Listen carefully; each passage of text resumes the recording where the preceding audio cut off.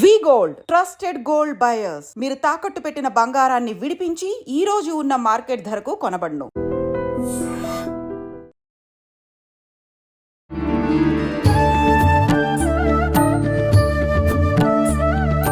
గురుగారు, మనం ఇందాక రాశివనం నక్షత్రవనంలో ఉన్నప్పుడు మీరు అన్నారు సంకష్టహర చతుర్థి ఫిబ్రవరి 16న ఆదివారం అని చెప్పి, హస్త నక్షత్రం అని చెప్పి చాలా విశేషమైంది అని చెప్పి. నిజంగా ఏంటి ఆ విశిష్టత? ఆ రోజు మనం ఎటువంటి విధి విధానాలు ఆచరించాలో తెలియజేయండి గురుగారు. తప్పకుండానండి. మనకి ఎప్పుడూ కూడా పంచాంగాల ప్రకారం కొన్ని కాంబినేషన్స్ ఉంటాయి. ఈ నక్షత్రం, ఈ వారం, ఈ తిథి, ఈ మాసంలో అని చెప్పేసి. అలాగా ప్రతి నెల కూడా మనకు ప్రతి మాసము కూడా చైత్ర, వైశాఖ, జ్యేష్ఠ, ఆషాఢం ఉన్నాయి చూసారా, ప్రతి మాసంలోనూ కృష్ణపక్షంలో వచ్చేటటువంటి చెవితి నాడు, అంటే చెవితి సాయంత్రానికి ఉండాలి. ఆ రోజున సంకష్టహర గణపతి వ్రతం చేస్తారు. ఆ విధంగా 21 సంవత్సరాలు చేయడం, జీవితాంతం చేయడం, లేదా కనీసం 1 సంవత్సరం చేయడం, ఒక్కసారైనా చేయడం, ఈ విధంగా అనేక మార్గాలు ఉన్నాయి. అలా చాలా మంది చేస్తూ ఉంటారు.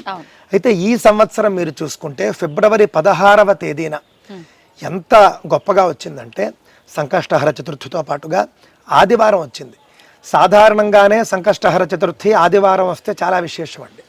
ఎప్పుడు కూడా చెవితి ఆదివారానికి చాలా ప్రత్యేకత ఉంటుంది. మీరు గణేష పురాణంలో చూసుకుంటే కనుక చెవితి ఆదివారం నాడు వస్తే కనుక గణపతికి మరింత ప్రీతికరము అని చెప్పడం జరిగింది. అలాంటి చెవితి ఆదివారము హస్త నక్షత్రం వచ్చింది. హస్త నక్షత్రం రావడం మాత్రం చాలా విశేషం అండి. ఎందుకంటే గణపతికి హస్త నక్షత్రం చాలా విశేషమైనటువంటిది. కావున ఈసారి 3 ఒకే రోజు వచ్చాయి. సంకష్టహర చెవితి, అదేవిధంగా ఆదివారము, హస్త నక్షత్రం. ఎవరైతే సంకష్టహర గణపతి వ్రతం చేసుకుంటూ ఉన్నారో, కష్టాల్లో ఉన్నారో, ఏదైనా ఆపదల్లో ఉన్నారో, ఏదైనా పనులు అవ్వటం లేదని బాధపడుతూ ఉన్నారో, వాళ్ళంతా కూడా ఫిబ్రవరి 16వ తేదీ సంకష్టహర గణపతి వ్రతాన్ని ఆచరించి గణపతి అనుగ్రహాన్ని పొందవచ్చు. అయితే గురువుగారు, ఇప్పటి వరకు అసలు సంకష్టహర చతుర్థి ఆ విధానాన్ని ఆచరించని వాళ్ళు ఇలా ప్రత్యేకమైన రోజున వచ్చినప్పటి నుంచి మొదలు పెడితే బాగుంటుంది కదా? చాలా బాగుంటుందండి. ఇప్పటి వరకు ఆచరించిన వాళ్ళు ఈ చెవితితో మేము మొదలుపెట్టి 21 సంవత్సరాలు చేస్తాం, లేకపోతే సంవత్సరం చేస్తాం, లేకపోతే జీవితాంతం చేస్తాము అని పెట్టుకున్న వాళ్ళు ఈ ఫిబ్రవరి 16తో మొదలు పెడితే కూడా మంచిదండి. గురుగారు, ఇప్పుడు ఇంత విశేషంగా 3 కలిసి వచ్చిన విశేషమైన రోజు కదా. అయితే ఇప్పటివరకు అసలు సంకష్టహర చతుర్థి చేయని వాళ్ళు చేసుకుంటే చాలా మంచిదన్నారు. మరి ముందుగానే ఎన్ని సంవత్సరాలు చేయాలి, ఎన్ని సార్లు చేయాలనేది సంకల్పం చేసుకోవాలంటారా మొదటగానే? అవునండి. అదే రోజున ఉదయాన్నే నిద్రలేచి, బ్రహ్మ ముహూర్తంలో నిద్రలేచి నదీ స్నానం కానీ, చెరువు స్నానం కానీ, సముద్ర స్నానం కానీ, పుష్కరిణి స్నానం కానీ చేసి, మరొక విశేషం మీకు చెబుతాను నేను. మాఘమాసంలో సముద్ర స్నానం చాలా విశేషం. ఈ సంకష్టహర చతుర్థి మాఘమాసంలో వస్తుంది. కావున చక్కగా వాళ్ళ మీరు సముద్ర స్నానం చేయండి. ఉదయాన్నే సముద్ర స్నానం చేసి అప్పుడు సంకల్పం చేసుకోండి. ఈ విధంగా గణపతి అనుగ్రహం కోసం ఈ సంకష్టహర చతుర్థి నాడు నేను వ్రతం చేసుకుంటూ ఉన్నాను, లేదా ఈ రోజు మొదలుపెట్టి ఇన్ని చెవితులు చేసుకుంటూ ఉన్నాను, లేకపోతే ఇన్ని సంవత్సరాలు చేసుకుంటూ ఉన్నాను, లేకపోతే జీవితాంతము చేసుకోబోతూ ఉన్నాను అని ఉదయమే సంకల్పం చేసుకోవాలి. సముద్ర స్నానం చేసినప్పుడు మీరు నువ్వులతో ఒళ్ళంతా కూడా రుద్దుకుని స్నానం చేయండి. నువ్వులతో తెల్ల నువ్వులతో ఒళ్ళంతా కూడా రుద్దుకుని స్నానం చేయండి. సంకల్పం చేసుకోండి. పగలంతా కూడా ఉపవాసం ఉండండి. సాయంకాలం చక్కగా మీరు సాయంకాలం లోపలైనా సరే పువ్వులు, గణపతికి ఇష్టమైనటువంటి పువ్వులు ఏవైతే ఉన్నాయో, ఎర్రగా ఉండే పువ్వులు, అలాగే తెల్ల జిల్లేడు పువ్వులు లేదా గరిక, ఇవి సంపాదించుకోండి. తెచ్చుకొని చక్కగా పగలంతా ఉపవాసం ఉండి సాయంత్రం ప్రదోషకాల సమయంలో మీరు చక్కగా పూజ చేసుకోండి. ఆ తర్వాత చంద్రోదయం అయిన తర్వాత చంద్రుడికి అర్ఘ్యం ఇచ్చుకుని మీరు భోజనం చేయవచ్చు. సాధారణంగా భోజనం చేయరండి. ప్రదోష కాలంలో చేసేటటువంటి సాయంకాల గణపతి పూజ ఉంటుంది చూసారా, ఆ పూజలో 11 మోదకాలు సమర్పించుకుంటారు స్వామికి. మోదకాలు అంటే ఉండ్రాళ్ళు కావచ్చు, జిల్లేడుకాయలు కావచ్చు, కజ్జికాయలు, ఇవి చేసుకుని స్వామికి నైవేద్యం చేసి అవే చక్కగా మీరు ఆ రోజున ఆహారంగా కూడా మీరు స్వీకరించవచ్చు. ఆ విధంగా మీకు వ్రతం పూర్తవుతుంది. అలా చేసుకుంటే మీకు గణపతి యొక్క అనుగ్రహం కూడా మీకు తప్పక కలుగుతుందండి. ఓకే.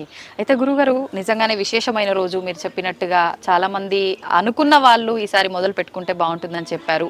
వాటితో పాటు మనం ఎలాగో ఇక్కడ 32 గణపతుల్ని ప్రతిష్ఠించడం అయితే జరిగింది. ఈ 32 గణపతుల విశిష్టత ఏంటి? ప్రత్యేకించి 32 ప్రతిష్ఠించడానికి వెనకాల ఏదైనా రీజన్ ఉందా? చెప్పండి గురుగారు. ఉందండి. ఇప్పుడు మీరు గణేశ పురాణం కానీ ముగ్గల పురాణం కానీ చూశారనుకోండి, గణపతి యొక్క 32 రూపాలు మనకు కనిపిస్తాయి. ఏ విధంగా అనంటే సందర్భోచితంగా ఆయన 32 రూపాల్లో దర్శనమిస్తాడు. ఆయన యుద్ధం చేసినప్పుడు అసురుల్ని లేకపోతే ధర్మ వ్యతిరేకుల్ని సంహరించినప్పుడు ఒక రూపాన్ని ధరిస్తాడు.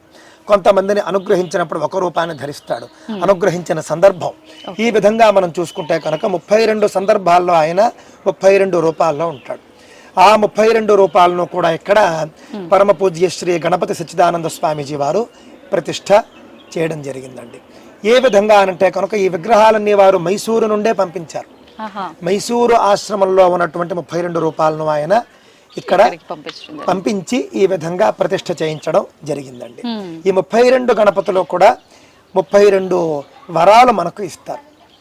మీరు చూసుకుంటే ఇక్కడ ప్రతి గణపతి కింద కూడా మీకు ఆ గణపతి పేరు, ఆ గణపతి శ్లోకం, ఆ గణపతి శ్లోకానికి అర్థం, ఆ గణపతిని పూజిస్తే వచ్చేటటువంటి ఫలితం అన్నీ ఉంటాయి.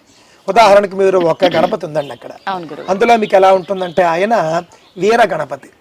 వీర గణపతి అనంటే ఏమిటి? ఎవరైతే వీరోచితంగా పోరాడేటటువంటి ఉద్యోగాల్లో ఉంటారో, ముఖ్యంగా ఆర్మీ, పోలీసులు, ఈ 2 వర్గాల వాళ్ళు కూడా ఆ గణపతిని పూజించాలి. అలాగే చదువు రావాలంటే ఒక గణపతి, సంపద కావాలంటే ఒక గణపతి, వ్యాపారంలో లాభాలు రావాలంటే ఒక గణపతి. ఈ విధంగా ఒక్కొక్క కోరికకు కూడా ఒక్కొక్క గణపతి రూపం ఇక్కడ మనకు కనిపిస్తుంది. కావున 32 గణపతులు కూడా మన జీవితంలో అనేక కోరికలు ఉంటాయి, అనేక సమస్యలు ఉంటాయి, అనేక పనులు ఉంటాయి. అందుకోసమని 32 గణపతులను కూడా స్వామీజీ వారు అందరికీ అందుబాటులోకి తీసుకురావడం జరిగింది. ఓకే, అంటే మామూలుగా ఇప్పుడు అందరూ ఏ పని చేసినా ఏం చేసినా మొదట గణపతిని ఆరాధించాలి ఒక విశేషం అయితే, ఇప్పుడు గణపతిని ఆరాధిస్తే ఈ కోరిక నెరవేరుతుంది అని అంటే ఓవరాల్గా గణపతికే నమస్కరించడం, అలా కాకుండా ఏ కోరిక ఉందో ఏ ఇబ్బంది ఉందో దానికి సంబంధించిన ఒక రూపాన్ని ఆరాధించడం అనేది నిజంగా చాలా విశేషం గురువు. తప్పకుండా. అందుకే మధ్యలో హేరమ్మ గణపతిని కూడా ఒకటి ఉంది.